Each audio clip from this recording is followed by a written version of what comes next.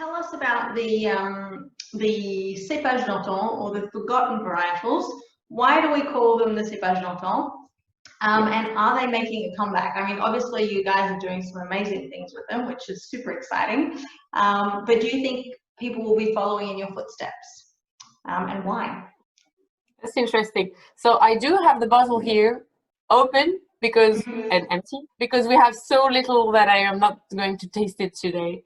We produce only 2,000 bottles a year, so it's a very small production at home. So obviously I won't taste it today. But the forgotten varietals, well, each of those varietals have a different story. A complicated story, but if I was to try to sum it up, most of them were given up because of how hard they were to get ripe. And obviously I saw a question, I don't know if it was a question that you received from someone who's watching us today, that will they make a comeback because of the climate change, which is a possibility.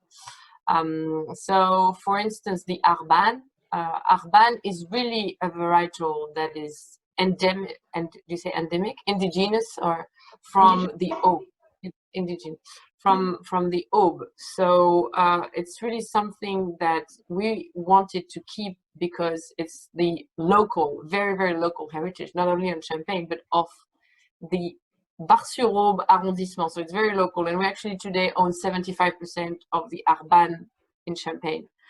And it's interesting because this varietal, my brother is a member of all the research committee on all those old varieties. We don't know who are the parents of these varietal. It's a complete, we don't know where it comes from.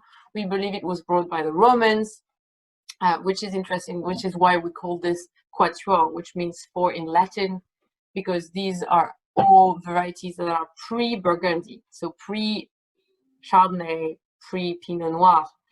And the Arban has a very high level of acidity, which is the reason why it was given away, because they had cooler climate, and they were also picking the grapes earlier, avoiding the risk that today we can take, because today we have technology, we can take the risk to wait a few days later and wait really until the grape is ripe.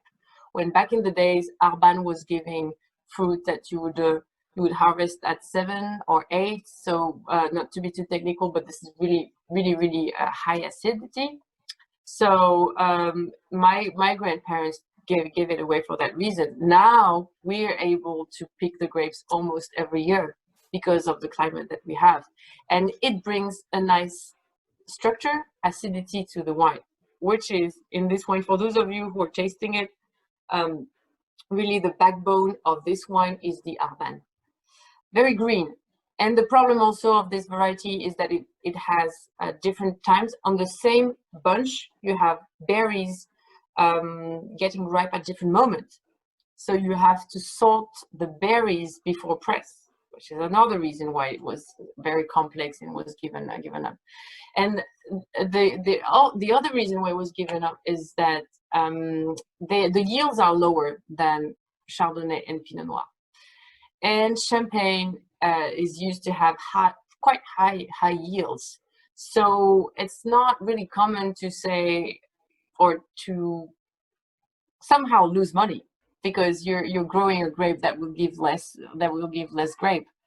But with that being said, we believe it will always be complementary grape, bringing diversity to Champagne. But even at Drapier, we don't believe it will take the place of Pinot Noir and Chardonnay, because Pinot Noir and Chardonnay and Pinot Meunier have an elegance, a depth that that at least with our knowledge of aging, we don't find yet with those varieties. We find them interesting when you blend them in a certain ways, which is what I think is the complexity of the Quatuor, because the Quatuor is 25% of each variety. So when you combine all of those different characteristics of all those grapes, you end up with what I believe is a very elegant, very complex Champagne.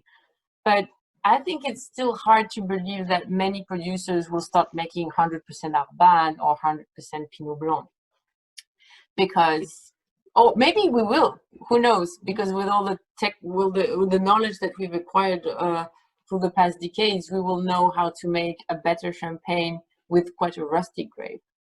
But the challenge is, for me, and we see it as a duty to keep this heritage of Champagne and to try to use it with our different, with our more recent technology and knowledge. And I think that's what we've tried to do with the Quatuor, is with our knowledge of climate, with our knowledge of winemaking, how can we turn a very rusty grape into something interesting? So that was the point of making this Quatuor. Sorry, that was a very long answer. No, that was a great answer. It's really, really fascinating, and I think there are more and more people now who are really interested in exploring those varietals. If I'm not mistaken, so the three main varietals, Chardonnay, Pinot Noir, and Meunier, make up 99.7% of the total region of Champagne, and that 0.3%. Is the other four authorized grapes. So no other grapes are authorized, I believe, in Champagne. No. But if you calculate 0.3% of 34,000 hectares and a bit, that's less than 200 hectares. So it's tiny. It's tiny. It's tiny, and out of those 200 hectares, there are, I believe, half of it is Pinot Blanc, which is Blanc Vrai, which is also more common than the Petit Meslier, the Arban, and the Pinot Gris.